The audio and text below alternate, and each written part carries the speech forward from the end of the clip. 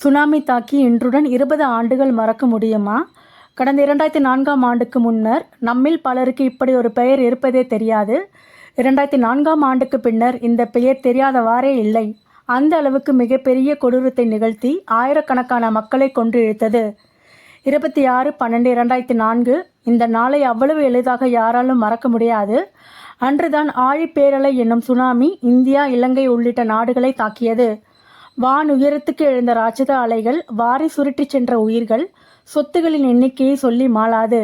பலர் தங்களது உறவுகளை இழந்து மாறாத சோகத்துடன் இன்றும் கண்ணீருடன் வாழ்கிறார்கள். தமிழகத்தில் சுனாமி தாக்கி இன்றுடன் 20 ஆண்டுகள் நிறைவடைந்து விட்டது. எத்தனை ஆண்டுகள் ஆனாலும் சுனாமி தந்த வடு மாறாது. அன்று நடந்தது என்ன என்பதை பார்ப்போம். கடலில் நிலநடுக்கம். இந்திய பெருங்கடலில் அந்தமான் தீவு, இந்தோனேஷியாவின் சுமத்ரா தீவு இடையே ஆழ்கடலில் 26/12/2004ஆம் ஆண்டு காலை 7 மணி அளவில் மிகப்பெரிய நிலநடுக்கம் ஏற்பட்டது.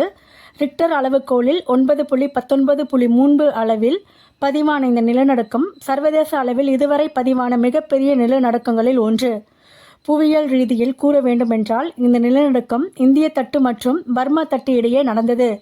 இந்த கொடூர நிலநடுக்கத்தால் இந்திய தட்டு பர்மா தட்டின் கீழ் சரிந்து கடலடியில் மிகப்பெரிய மாற்றத்தை உருவாக்கியது.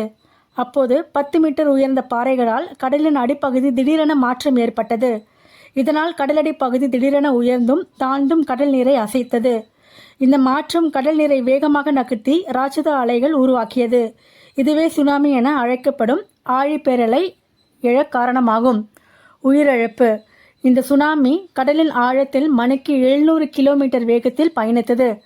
கடற்கரை அருகே வந்தபோது கடலில் ஆழம் குறைந்து இருந்ததால் அலைகளின் உயரம் அதிகரித்தது. இந்த உயரமான அலைகள் கரையை மோதி பெரும் அழிவுகளை ஏற்படுத்தியது. Indonesia, India, Ilangai, Maalatheevu, Thailand, Myanmar, Somalia, Tanzania, Kenya, Malaysia, Vangaladesam ஆகிய 11 நாடுகளில் இந்த சுனாமி பாதிப்பை ஏற்படுத்தியது. குறிப்பாக இந்தோனேஷியா, இந்தியா மற்றும் இலங்கையில்தான் பேரழிவு மிக அதிகமாக இருந்தது. இந்த நாடுகளில் மட்டும் சுமார் 2,80,000 பேர் வரை உயிரிழந்தனர். அதில் இந்தோனேஷியாவின் சுமத்ரா தீவில் மட்டும் 1,75,000 பேர் மரணம் அடைந்தனர். இலங்கையில் 35,000 பேரும், இந்தியாவில் 12,000 பேரும் உயிரிழந்தனர்.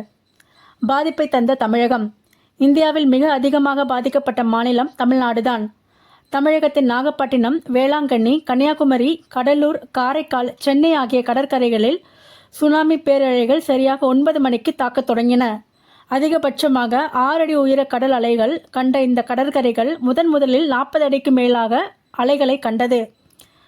அப்போது கடலில் மகிழ்ச்சியாக குளித்து கொண்டும் கடற்கரையில் நடந்து சென்று கொண்டும் இருந்த மக்களை அந்த சுனாமி பேரலை வாரி சுருட்டி கடலுக்குள் இழுத்துச் சென்றது. அது மட்டுமல்ல, பேரலைகள் கடற்கரையை தாண்டி சுமார் 2 கிலோமீட்டர் தூரம் ஊருக்குள் புகுந்து அங்கிருந்த கட்டிடங்கள், வீடுகள், மரங்கள் அனைத்தையும் அழித்தன.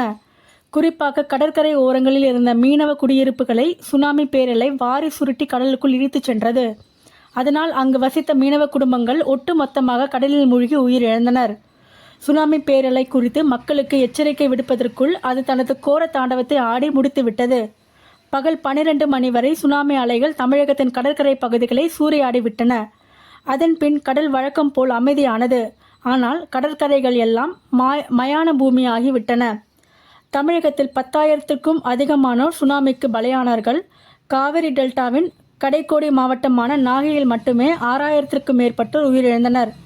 கடலூரில் 610 பேரும், சென்னையில் 606 பேரும் இறந்தனர்.